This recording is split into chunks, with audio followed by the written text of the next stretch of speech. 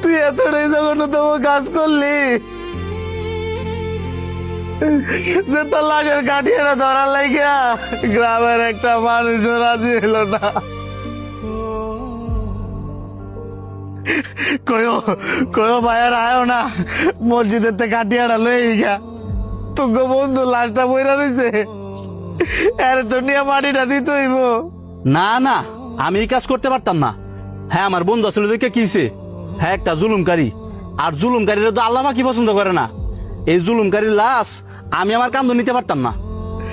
আমার ভাই জুলুমকারী আসলে দেখে কি হয়েছে, আল্লাহ তো কয় নাই যে জুলুমকারীর লাশ কান্দা নেওয়ান দিত না বা জানাজা দেওয়ান দিত না। আমনের কাইন্দেন না আছে, আমনের ভাই যা করছে, হ্যাঁ ভাবছে হ্যাঁ একলাই মানুষ আর আমরা গ্রামের সবাই পশু। আমি জানি আমার ভাই অনেক খারাপ মানুষ আছিল, তোমরা তো এর বন্ধু, তোমরা যদি গ্রামবাসীর মতন আমারে ফিরায় দাও, আমি কি একলা পারবো আমার ভাইয়ের লাশটা নিয়ে মাটি দিতাম? একটু আয়ো না, তোমার বন্ধু লাশটা নিয়ে মাটিটা দিয়েই। জানাজার নামাজ পড়তাম আইছি, এটাই অনেক। একজন হুজুর খবর দেন না, নামাজটা পড়াই এলান। হুজুর তো না করতো না, আর আপনার আত্মীয় স্বজন কই? আত্মীয় স্বজন করে দিয়ে খাটিয়া ধরান। প্রত্যেকটা জুলুমকারীর এরকম বিচার হওয়া উচিত। এই যে হ্যাঁ আজকা মারা গেল, এর লাশটা এক লাখ ফুরে লইছে, আমরা দুইজন ছাড়া একটা মানুষ আইতেছে না জানাজা দেওয়ার লাগিয়া। এর চেয়ে কষ্টের আজাব কি আর আছে?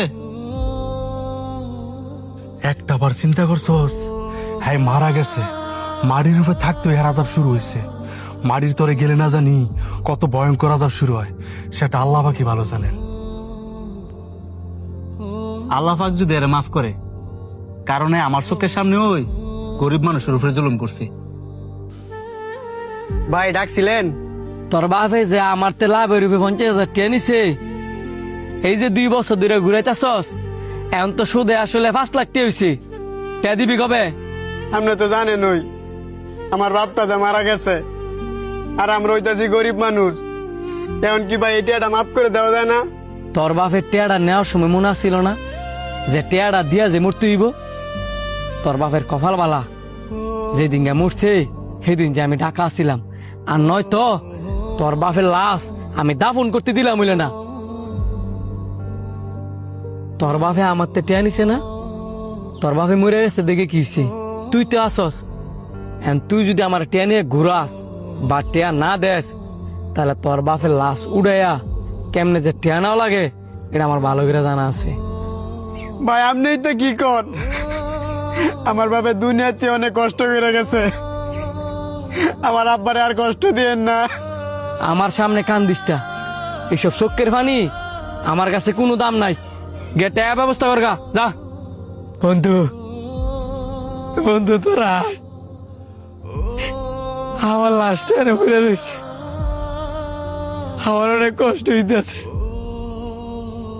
তোরা অত্যন্ত বন্ধু ভাই, আমি জানি আমি অনেক ভুল করছি। কে তোরা আমার লাশটা নে, তোরা কি আমার কথা শুনতেছিস না? আমার লাশটা নিয়ে তাড়াতাড়ি মাটি দে, আমার যে অনেক কষ্ট হইতেছে। কই রে, যা।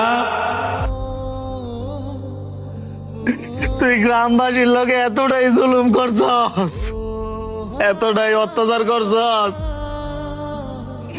এতটাই অহংকার দেখাইছস, সে তোর দাবন কামনের লাগিয়া একটা গ্রামবাসী হয় না। এই যে সবার হাতে পা ধরলাম, এত রিকোয়েস্ট করলাম, একটা মানুষও রাজি হইল না। সকাল থেকে বিকাল হয়ে যেতেছে, তোর লাশটা এটাই বইরা রয়েছে। আমি কেমনে পারবো, আমি কেমনে পারবো একা তোর লাশটা দাফন কাফন করতাম?